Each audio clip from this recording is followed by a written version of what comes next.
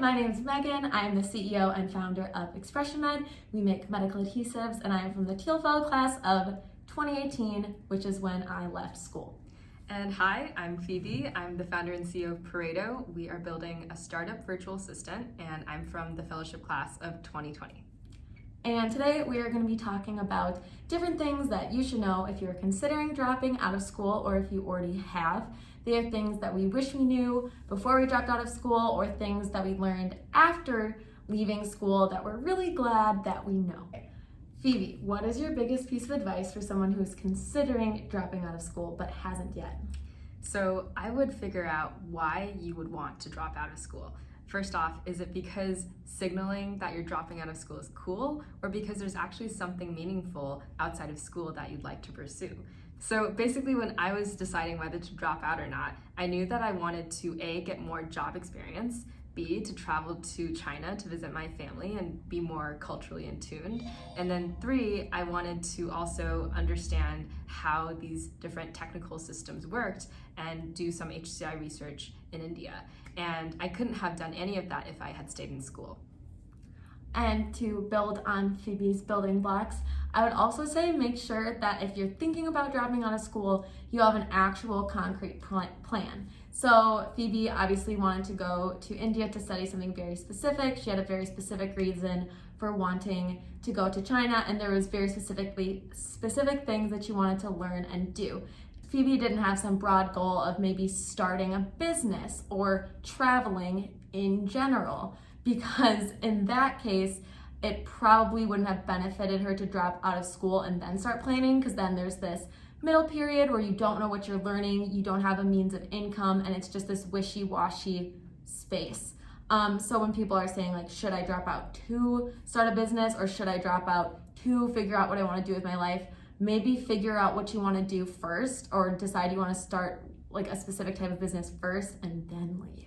And for me, I didn't plan out the entire year. I actually had more broad understandings of what I wanted, but I knew 3 months in advance before I dropped out. So I had like 3 months of time to actually figure stuff out. And even if you don't concretely know how you're gonna get something done, as long as you have like the first 1 or 2 steps ahead of you mapped out, that's all you need. Yes, that's true. I like your amendment there. Have just a couple things planned out just so that you feel cozy in what you're doing, and then also have some freedom to think in your own head once you're out of that school context. That's true. And then what is your advice for people who have already dropped out? I would say you've already gotten past the hardest part, which is making that leap of faith and doing that very risky move. It's probably one of the riskiest moves you could make in your life, so congratulations. And and now the world is your oyster, and you can kind of figure out what you love and what you don't love, and learn through trial and error. It is like in the real world all about how many failures you can take before you can actually become successful. So don't let initial failures get you down. You really just want to have resilience and push through the pain. And that's pretty much my advice there. Nice. My advice for people who've already dropped out of school, which Phoebe and I actually talked about on a previous phone call, it's to know like what things you need for your social health and your physical health and like your nutrients health, and like take those things seriously, because you don't have a school food program and you don't have school, resources to like force you to interact with other humans or force you to follow a certain schedule. Instead, you're kind of on your own for that. So instead of just like doing everything in a blob of time, like learn time management instead of just like eating whatever foods pop into your mind. Like maybe you have an idea for food management. And instead of just like never talking to anyone outside of work, maybe join an improv team, like join a gym if it's not a global pandemic. Maybe just have certain resources in line for you to fill your bodily and your mental needs. Yeah, it's all about balance. And yeah. Global pandemic aside, it is already super hard to just balance everything you need to be healthy and happy, but your mental health and your physical well-being are so important for founding anything or starting anything, because it really is like a whole spirit body experience. So just take care of yourself. Yeah, and if you don't have social plans and you've been locked in a one-person apartment for several months, fly to Cancun and stay with other founders, because that is a very easy way to stay motivated, to keep working, but also have humans to talk to. So Megan, when it comes to leaving school, how did you have that conversation with your parents? Cool. So I know a lot of people and a lot of Thiel Fellows who've had issues talking to their parents. Maybe their parents were super strict. Maybe their parents paid for their school, so they felt like they were kind of not giving their parents what they paid for. And so it's really difficult. For me, the most difficult conversation with my parents was actually when I was 17 and I decided to spend the summer starting a business instead of working. And I actually paid to go to a summer camp instead of making money. And to them, they were both doctors. They had both, worked their way up to scholarships, worked their way up to paying for things. And this just didn't make sense to them. So that conversation, I always use examples so that I'm not just like, trust that I'm smart, trust that I can do this. I guess I didn't have a lot of confidence in myself, but I was basically like, look, this student made money out of business and they used that to pay for school. Or look, this student was successful and I can be successful too. So I used a lot of examples. When it came to dropping out of school, the person that I was most afraid to disappoint was my grandma, because she was very keen on all of us getting a good education and just living fairly normal, successful lives. And this really didn't align so much with that. And so the conversation with her was, I didn't drop out of school until I was making money. So that was a personal choice just to kind of justify it.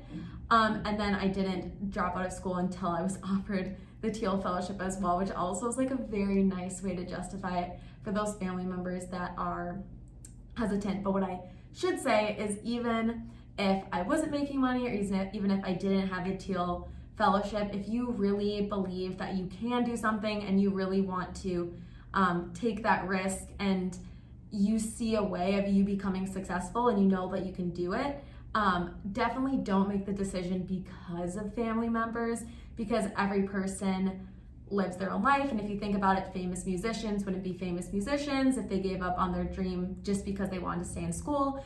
And really successful people in these non-academic careers wouldn't become super successful if they didn't make the choice for themselves. So that was a very lofty answer, but that's my opinion. I love that. I love that, because you should always be making these decisions for yourself. And even though your parents have some insight into how difficult it might be to actually get something off the ground, and they are genuinely concerned for you, at the end of the day, if you have confidence in the product and if you actually want the learning experience from it, you should just dive in. Yes. So.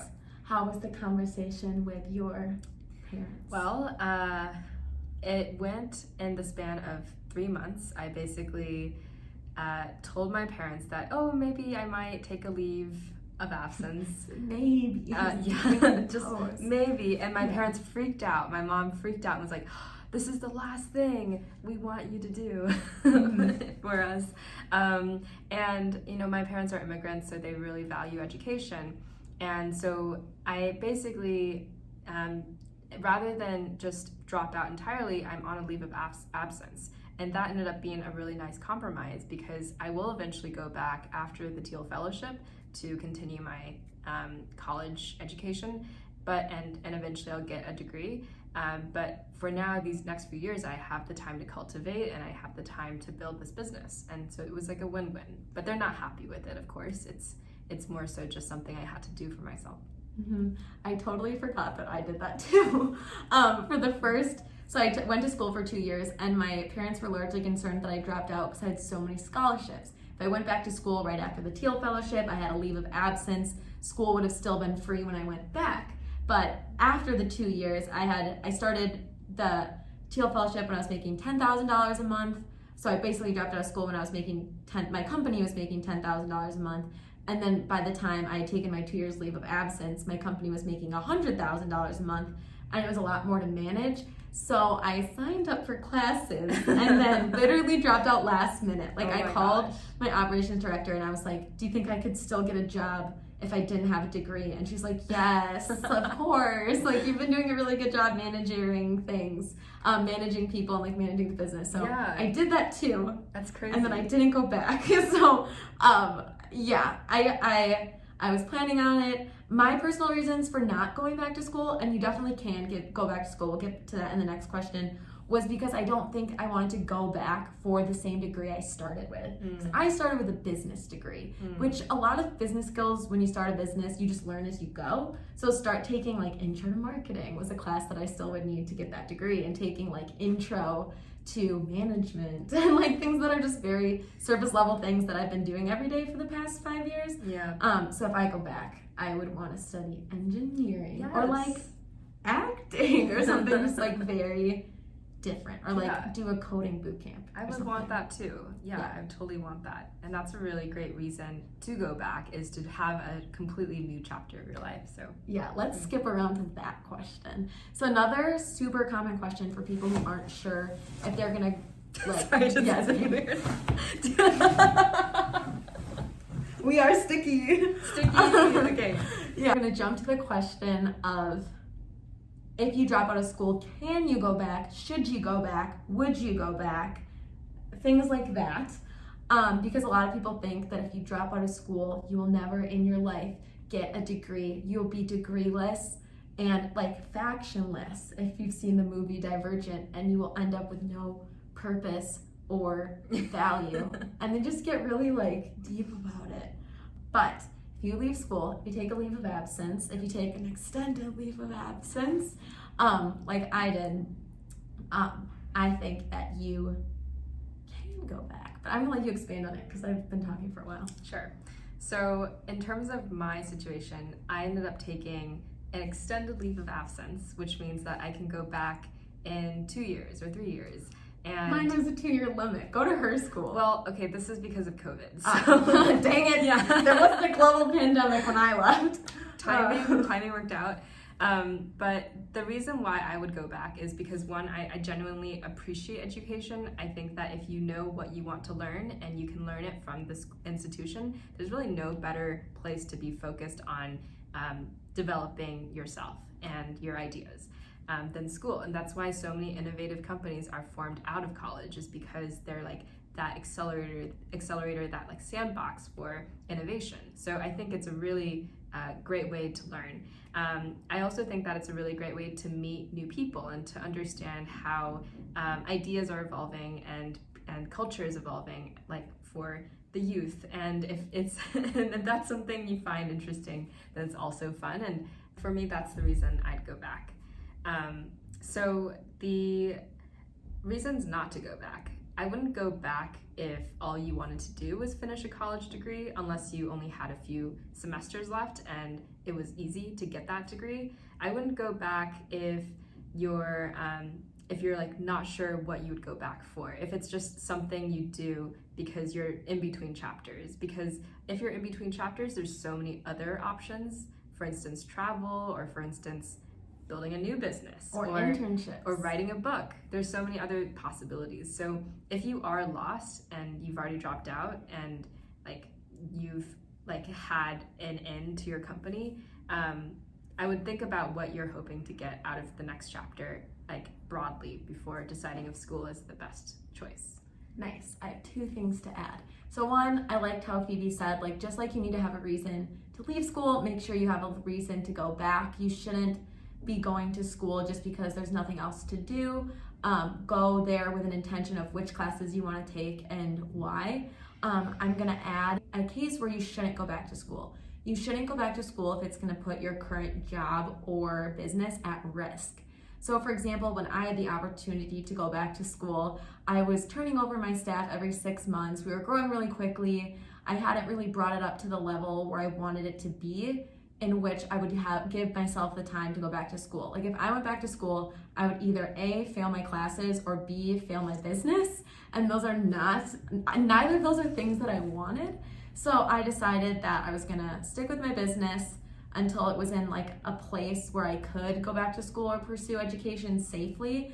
And I knew that like, yes, I would lose all my scholarships, but if I was paying myself a good CEO salary, I could eventually just pay for classes that I wanted to take in cash, because I do find the value of education and like the shininess of it being free was not worth the idea of A, failing my classes, or B, failing my business. Because if I was gonna go back to school, I would want to actually learn the things and like be attentive and actually, going to school for the learning, not just the degree. So Megan, what happens if you don't necessarily want to start a whole company, but you want to leave school? What are your options? Yeah, so I think there are a lot of options. I haven't physically done any of them because I left school to start a business, but I have a ton of interns and I know a ton of people that aren't in school right now for various reasons.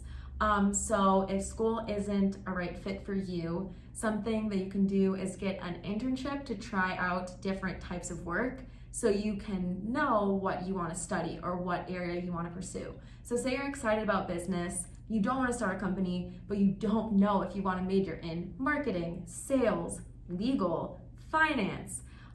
Instead of taking all of those entry-level classes and running the risk of just being in school forever or graduating with a degree and then landing in the job and not knowing if you like it, you can get internships and kind of test out the field. So Daniel Pink is a famous author that is known for getting an entire law degree and then realizing that he didn't enjoy practicing law.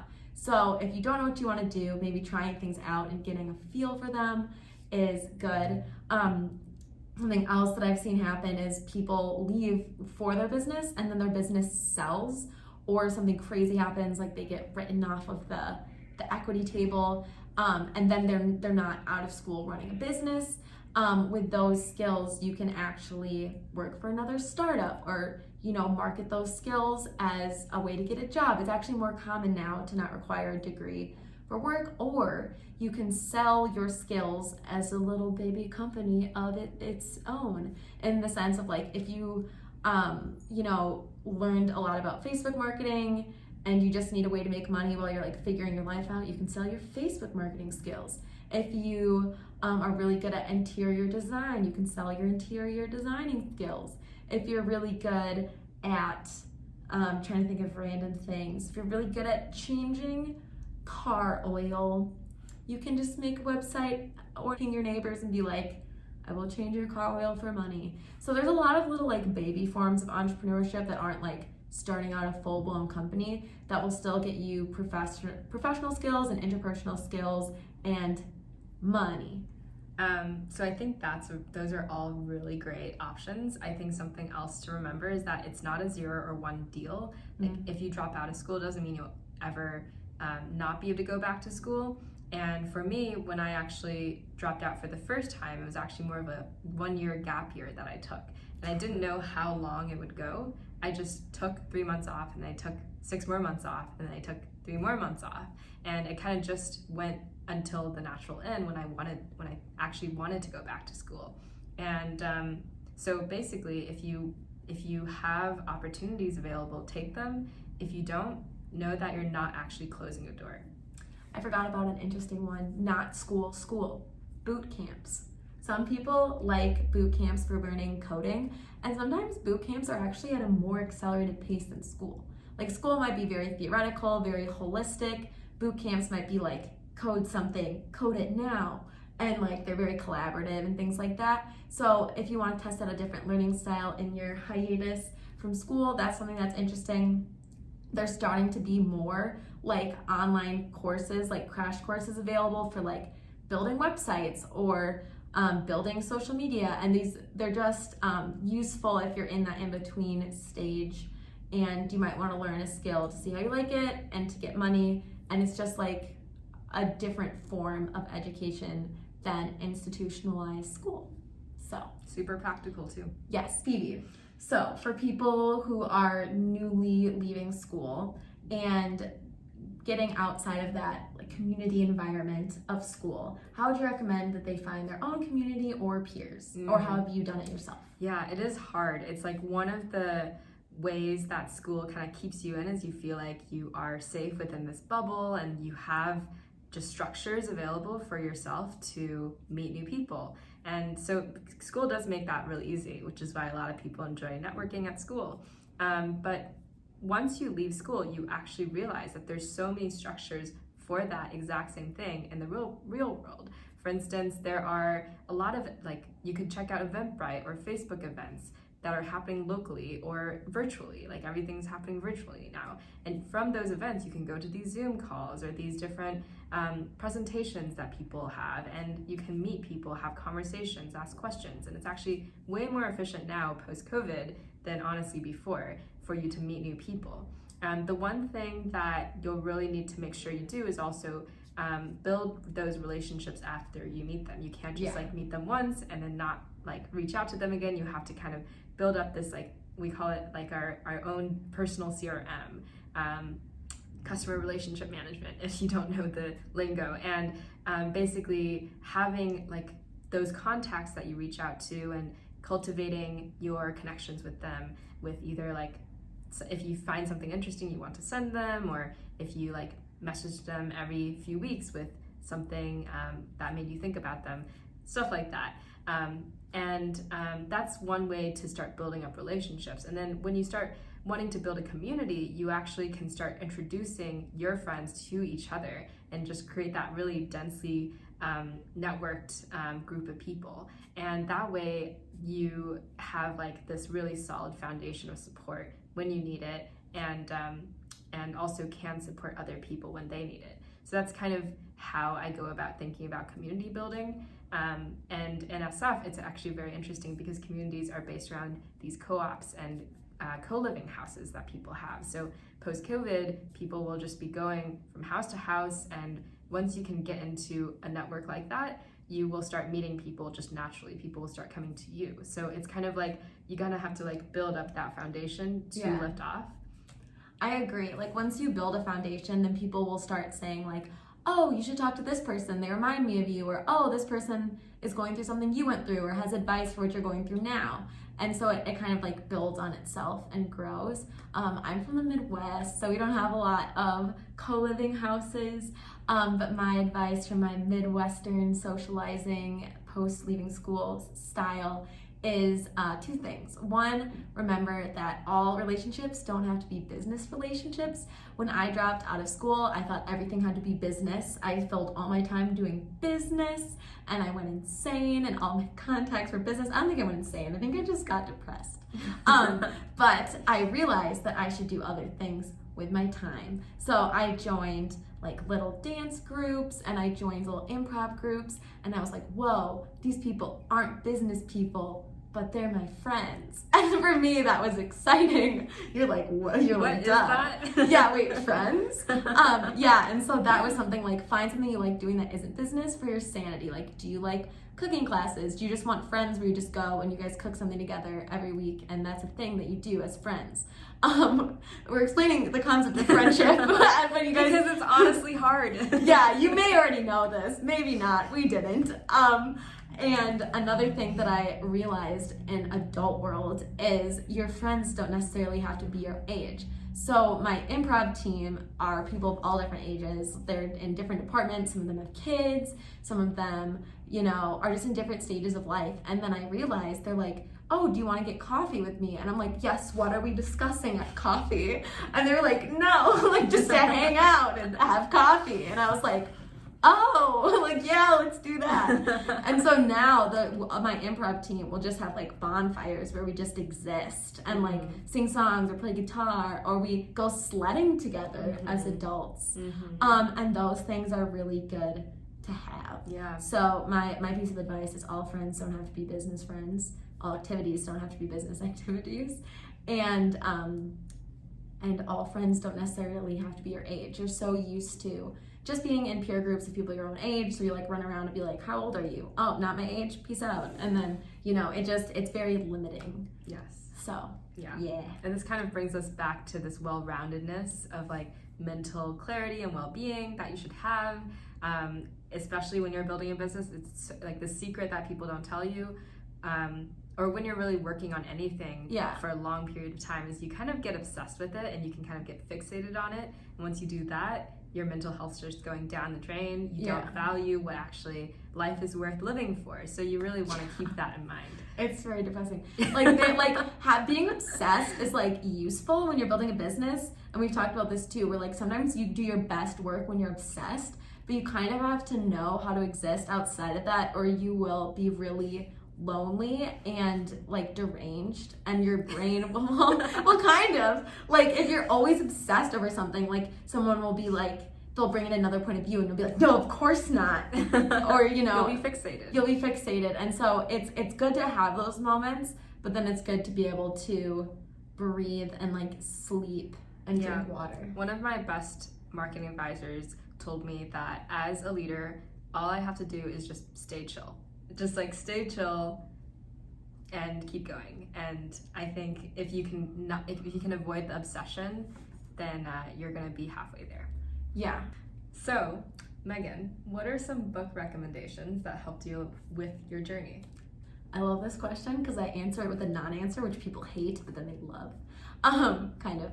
So I think that like for helping me along my journey and like the biggest steps and the biggest like learning moments that I've had, they actually haven't been from books.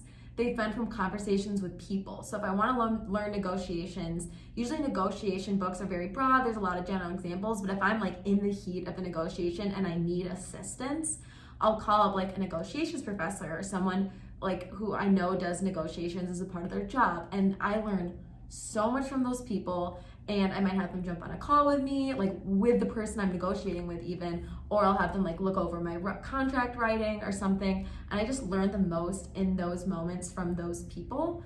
In terms of books that I like, I think books really help with mindset.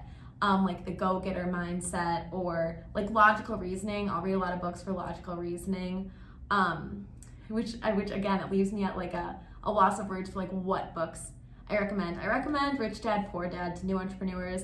I recommend High Performance Habits because it's very logical. It's not like, hey, you should think this, you should believe in yourself. It's like, do you want time management? Do this. Do you want to have a healthy body? Do this. Do you get distracted? Do this. Do you feel low energy? Do this. It's not like you should be high energy and then they like don't tell you how. Or you should be focused and this is why you should be focused. And then they don't tell you how. It's more of like a guiding book instead of a steering. But those are two same things. You get the gist. All right, what books do you recommend? So I will be a bit more concrete in Thank you. terms of Gotta the books. balance out this. So one, I've heard a lot about Atomic Habits.